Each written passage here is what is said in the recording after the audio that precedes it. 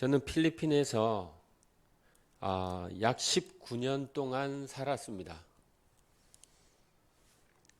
19년 동안 살기 위해서 저는 많은 돈을 썼어요. 비자를 만들고 또 그 비자를 만들기 위해서 마닐라까지 이틀이라는 시간을 빼서 다녀와야지만 됐었고, 비자를 만들면은 10년 동안 쓸 수가 있어요.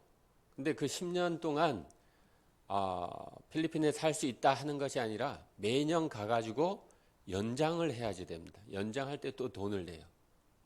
매년 가서 인터뷰하고 또 서류도 제출하고 그래야지만 10년 동안 살 수가 있어요. 10년이 지나면은 필리핀을 떠났다가 다시 들어가서 약 500만 원의 4인 가족이 500만 원 정도 들거든요. 500만 원의 돈을 들어가지고 비자를 만들고 또 매년 연장하고. 참 웃기죠. 필리핀은 그렇게 되어 있습니다. 다른 나라는 어떤지 모르겠지만은 하여튼 비자 때문에 얼마나 많은 고생을 했는지 몰라요. 저뿐이 아니라 많은 사람들이, 많은 선교사들이 그렇게 고생을 하면서 남의 나라에 체류를 합니다. 저와 집사람이 10년 비자를 처음에 만들었다가 없어지고 또 만들었다가 없어져 가지고 필리핀을 떠나야지만 됐어요. 그래가지고 쫓겨나온 거죠. 저희가 나와서 이제 지지난주로 딱 1년이 되었습니다. 근데 1년 동안 저희가 한국에 사는데 비자를 만들어라, 돈을 내라 하는 사람이 아무도 없어요. 왜 그럴까요? 제가 한국 사람이기 때문에 그렇습니다. 필리핀에 있을 때는 비자 없으면은 그 나라에 체류할 수가 없었어요. 근데 우리가 한국 사람이기 때문에 한국에 머물게 되면은 비자는 필요가 없습니다. 왜냐하면은 한국 시민권을 가지고 있기 때문입니다. 여러분, 한국 사람과 필리핀 사람이 결혼한 걸 많이 보셨죠? 한국 사람하고 필리핀 사람이 결혼을 하게 되면은 필리핀 나라에서 한국 사람에게 영주권을 줍니다. 물론 돈을 많이 내야지 돼요. 근데 영주권은 너가 원하는 데까지 이 나라에 머물 수 있다 하는 허가예요. 하지만은 시민권은 아닙니다. 근데 그 자녀들은요, 아버지가 한국 사람이고 또는 엄마가 한국 사람이고, 엄마나 아빠가 필리핀 사람이고, 그죠? 그래가지고 두 나라의 시민권을 가집니다. 한국의 시민권과 필리핀의 시민권을 가져요. 그래서 자기가 원하면 언제든지 이 나라 갔다 저 나라 갔다 마음대로 할 수 있습니다. 시민권이 두 개죠. 그걸 이중국적이라고 얘기를 합니다. 이중국적. 여러분들 이중국적 가지고 계십니까? 네, 없죠. 여러분, 우리 모두는 이중국적을 가지고 있습니다. 우리 모두는 대한민국 사람이에요. 그죠? 대한민국 시민권을 가지고 있습니다. 그거는 우리가 태어나면서 저절로 주어진 거예요. 이 대한민국 국적은요, 여러분들 외국에 안 나가 보신 분들은 잘 모르겠지만은 이 대한민국 국적이 얼마나 큰지 모릅니다. 여러분, 세계에 약 200개의 국가가 있는 거 아시죠? 카운트 하기에 딸렸는데 195개에서 약 215개의 나라가 있습니다. 그 나라 가운데 우리나라 비자로, 우리나라 여권으로 갈 수 있는 나라가 190개예요. 북한은 못 갑니다. 몇몇 나라들만 못 가지 거의 지구상에 있는 모든 나라들은 다 갈 수 있다는 얘기예요. 마음만 먹으면은 돈을 내고 비행기 티켓을 삽니다. 그리고 비행기 타요.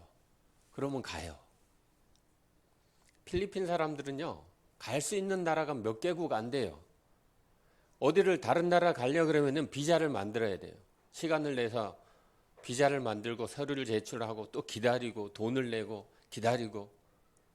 우리는 그렇지 않습니다. 190개 나라를 그냥 티켓만 딱 오늘도 갈 수 있습니다. 코로나 때문에 못 가는 나라들이 몇 있지만은 우리나라의 위상이 높아져 가지고 코로나 시국에도 받아주는 나라들이 많습니다. 여러분 자신감을 가지시기 바랍니다. 대한민국 국적을 가진 자신감. 또 하나는요. 우리가 이주 국적이라고 했잖아요. 또 하나는 하늘의 국적을 가지고 있습니다. 하늘의 시민권을 가지고 있어요. 여러분 이 하늘의 시민권은요. 특별합니다. 이거는 예수 그리스도를 믿는 자에게 주어지는 시민권이에요. 예수를 믿을 때 그 즉시 주어집니다. 돈도 필요 없어. 얼마나 좋아요. 근데 이 시민권은 지금 지구상에서 가장 위대한, 가장 높게 평가하는 시민권이 아마 미국 시민권이지 않을까 생각을 합니다.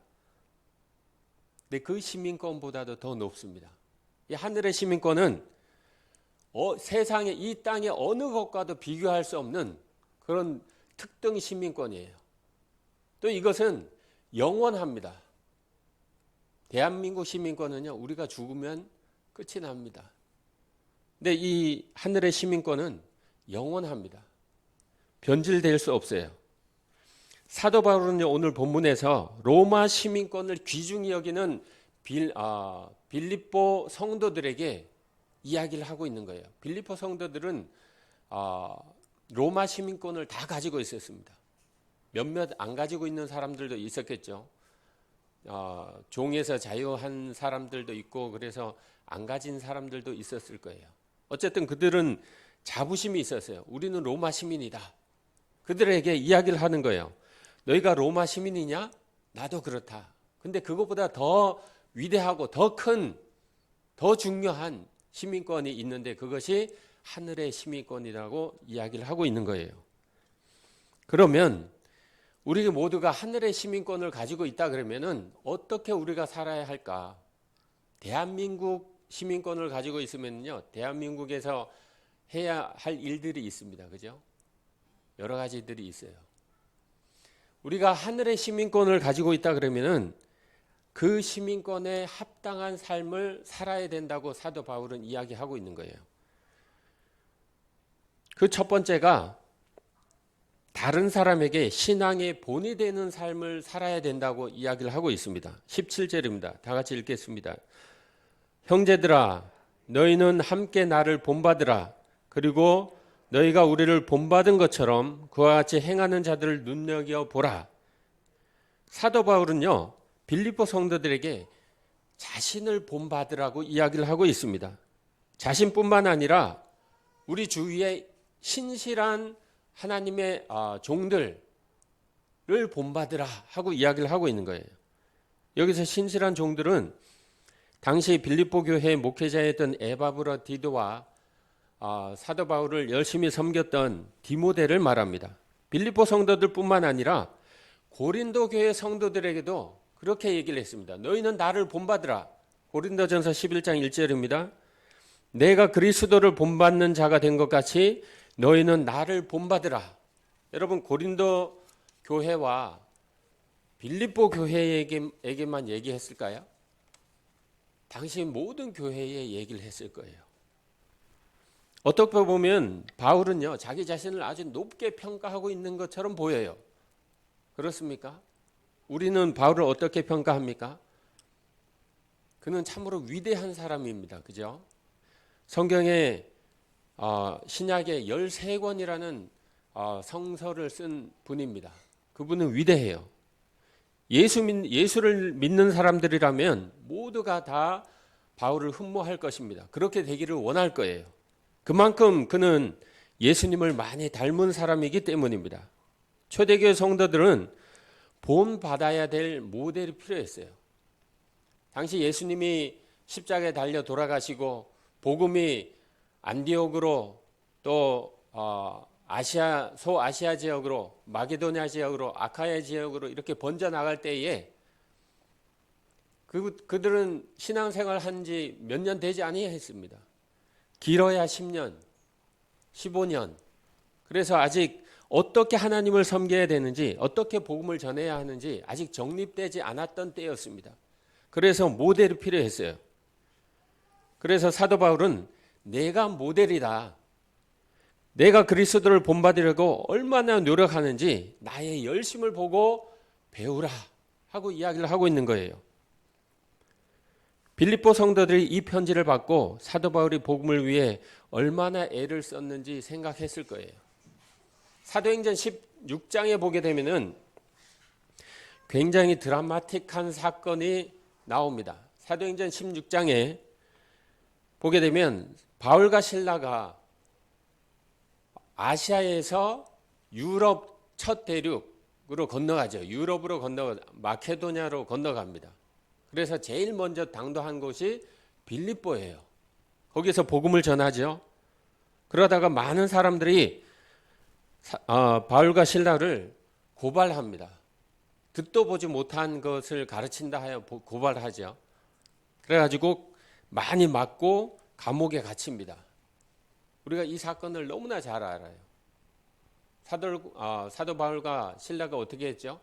감옥에 갇힌 중에서도 실족지 않고 분명히 성령의 인도를 따라서 마케도냐로 건너갔는데 좋은 일이 있지 않고 많은 사람들이 믿겠다고 하지 않고 오히려 감옥에 갇히게 되는 사건이 벌어진 거예요.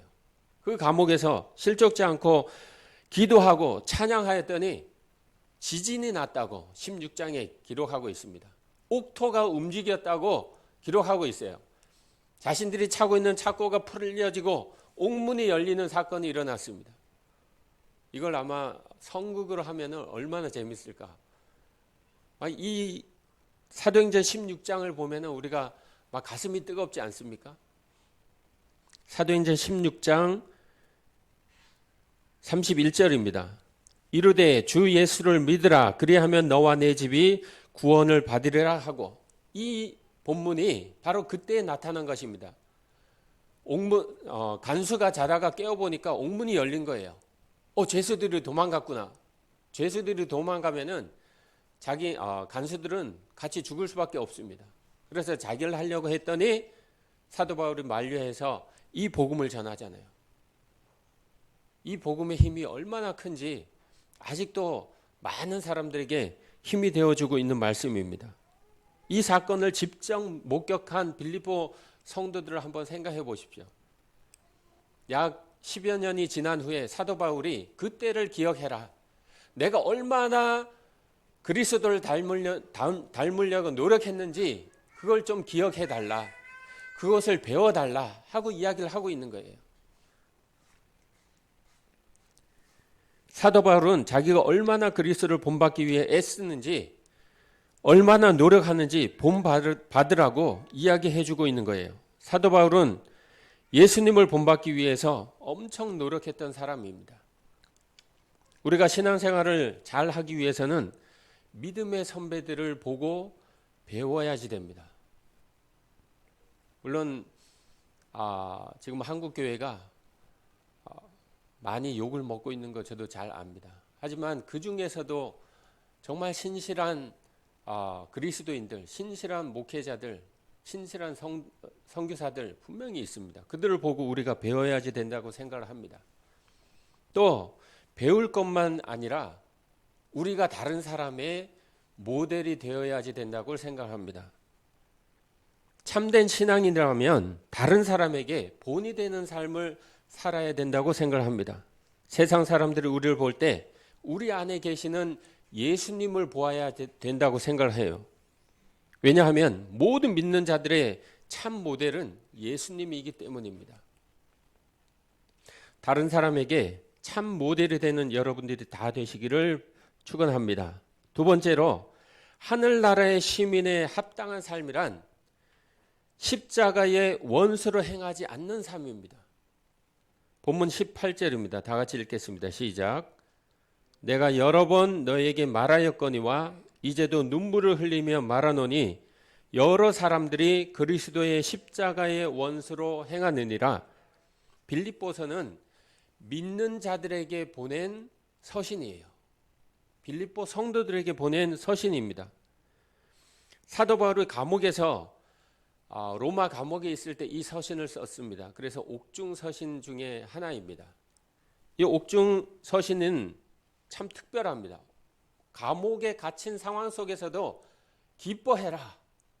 내가 다시 말하노니 기뻐하라 하고 권면하고 있어요. 빌립보서에 보게 되면 기쁨이라는 단어가 16번이나 나와요. 많지 않은 숫자인가요? 빌립보서는 4장으로 기록되어 있습니다. 4장 중에 16번은 굉장히 많은 거예요. 그래서 우리는 빌립보서를 기쁨의 서신이다 하고 이야기를 해요. 근데 오늘 본문에 보니까 사도 바울이 눈물을 흘리며 또다시 이야기를 하고 있는 거예요. 그렇게 살지 말아라 하고 얘기를 하고 있는 거죠. 그리스도의 십자가의 원수로 행하지 말아라 하고 이야기를 하고 있는 거예요. 예수님을 안 믿는 사람들이 아니라 예수님을 믿는다고 하면서 예수님이 내 죄 때문에 돌아가신 것을 믿는다고 하면서 예수님의 원수로 그리스도의 십자가의 원수로 행하고 있다는 말입니다. 우리는 두렵고 떨림으로 이 말씀을 읽어야 된다고 생각을 합니다. 19절입니다. 시작. 그들의 마침은 멸망이요 그들의 신은 배요 그 영광은 그들의 부끄러움에 있고 땅의 일을 생각하는 자라.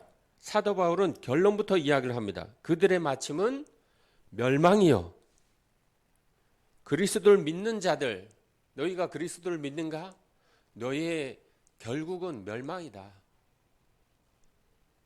완전한 멸망이라고 사도 바울은 이야기를 하고 있습니다. 어떻게 하면 멸망받는가? 세 가지가 나오죠. 저희의 신은 배요. 자신의 배만 위하는, 자신의 배를 하나님처럼 여기는 사람들을 이야기를 하고 있는 거예요. 자기 배만 위하는 사람들, 쾌락주의자들을 말하고 육체의 정욕대로 사는 사람들을 이야기를 합니다.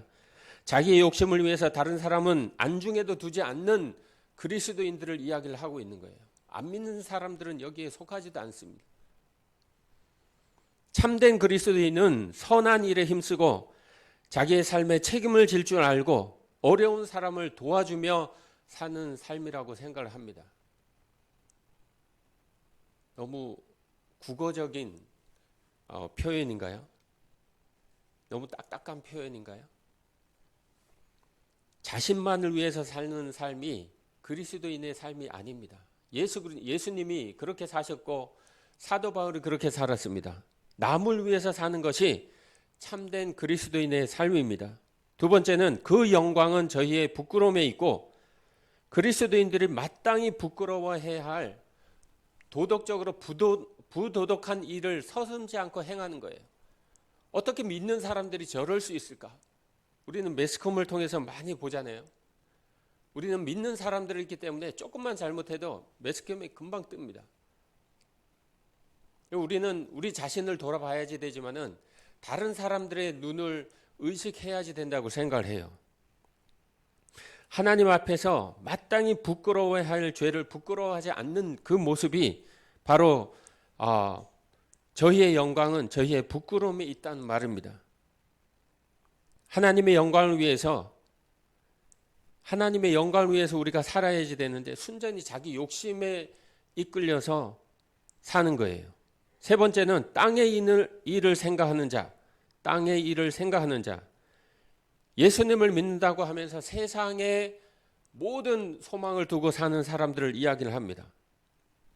여러분, 그리스도인들은요, 예수님이 십자가에 달려 돌아가셨을 때 같이 죽은 사람들이에요. 2000년 전에 예수님은 돌아가셨지만은 우리가 예수님을 믿는 그때에 우리도 함께 십자가에 못 박혀 죽은 사람들입니다. 우리는 없어요.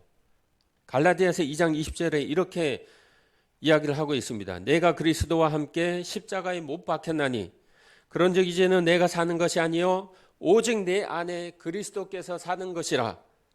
이제 내가 육체 가운데 사는 것은 나를 사랑하사 나를 위하여 자기 자신을 버리신 하나님의 아들을 믿는 믿음 안에서 사는 것이라. 그리스도인의 삶을 이야기를 하고 있는 겁니다. 그리스도인의 선언이에요. 나는 죽었다. 나는 예수 안에서 죽었다. 우리는 이런 선언을 날마다 해야지 된다고 생각합니다. 예수님의 십자가를 믿는 우리는 세상의 영광이 아니라 하나님의 영광을 위해서 살아야지 된다고 생각을 합니다. 우리가 예수님을 영접했을 때 얼마나 마음이 뜨거웠습니까? 우리가 예수님을 영접했을 때, 처음 만났을 때 우리가 얼마나 많은 서원을 하나님 앞에 드렸습니까? 근데 그 서원들은 어디로 가버리고 세상 사람들과 똑같은 삶을 우리는 살고 있습니다. 여러분, 우리가 예수님을 영접했을 때 우리의 신분이 바뀌는 것 아십니까? 우리의 위치가 바뀐 것 아십니까? 우리가 새로운 피조물이 된 것 아십니까? 우리는 변화되었습니다. 사도 바울은 빌립보서 3장 20절에서 이렇게 이야기를 합니다.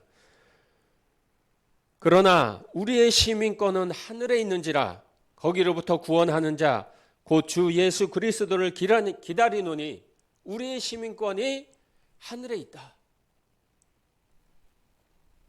우리의 시민권은 하늘에 있습니다. 19절은요. 십자가의 원수된 자들의 특징을 이야기를 하고 있습니다. 근데 20절은 참된 그리스도인의 특징을 이야기를 하고 있는데 두 가지로 이야기를 하죠. 그 첫 번째가 우리의 시민권은 하늘에 있다. 우리의 소속이 이 세상이 아니라 저 하늘나라다. 우리는 하늘나라의 시민들입니다. 두 가지의 시민권을 우리는 가지고 있습니다. 대한민국에 그리고 저 하늘에 두 가지 시민권이 우리에게 있습니다. 우리가 이 땅에 살고 있지만 우리는 천국 시민들입니다. 천국 시민은 천국 시민답게 살아야지 되잖아요. 해야 될 일을 책임과 의무를 다 해야지 됩니다. 대한민국 국민으로서 해야 될 일을 다 해야 하듯이 천국 시민으로서 해야 할 일들을 다 해야 되는 것입니다. 그러면 천국 시민으로서 해야 될 것이 뭘까요? 바로 성경입니다. 성경. 하나님께서 우리에게 주신 바로 이 성경이 모델입니다.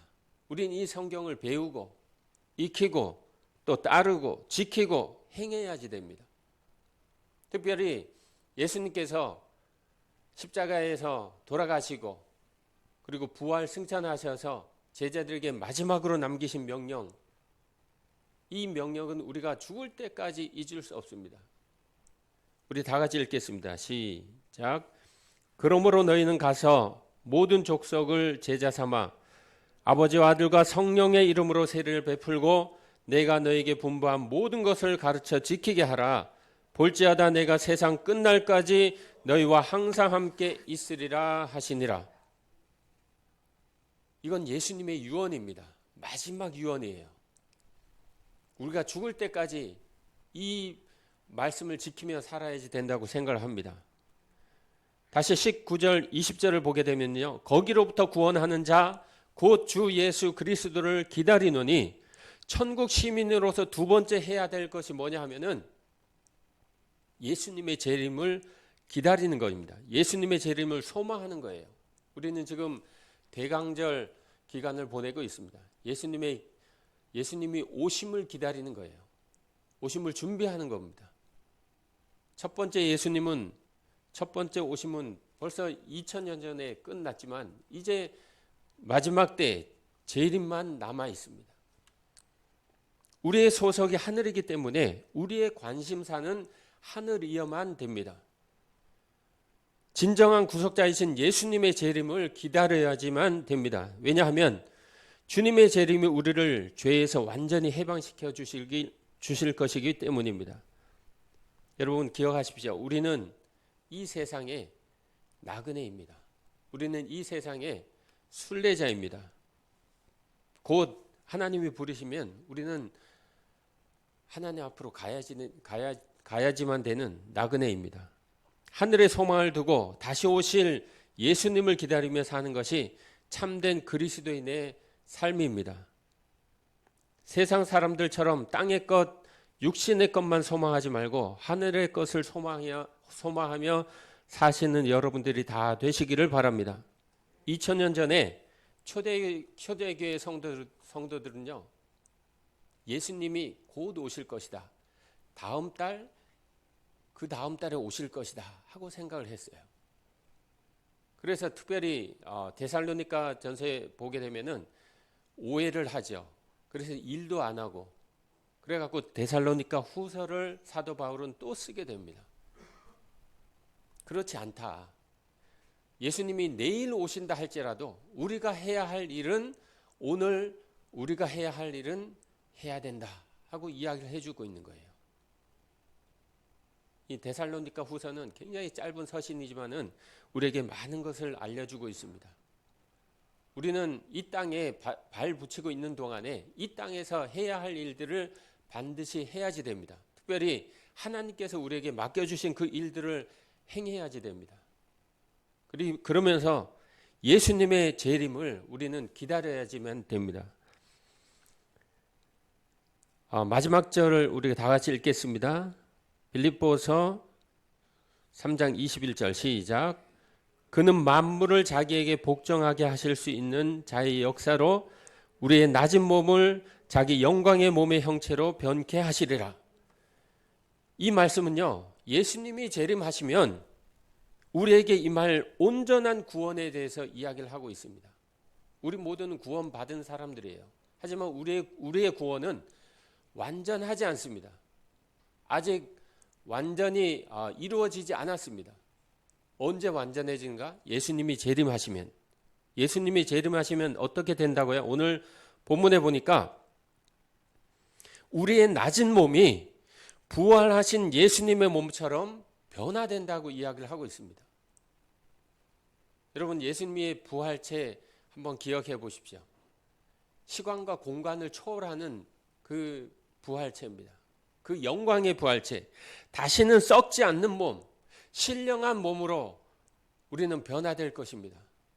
우리는 그것을 소망해야지 돼요.